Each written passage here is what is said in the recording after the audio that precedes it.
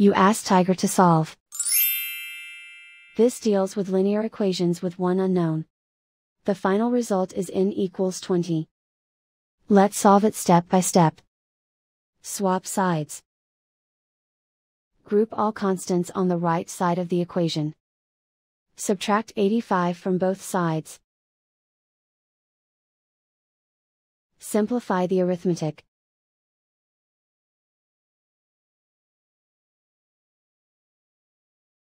Isolate the n. Divide both sides by 15. Simplify the fraction. Find the greatest common factor of the numerator and denominator. Factor out and cancel the greatest common factor. And so the final result is n equals 20.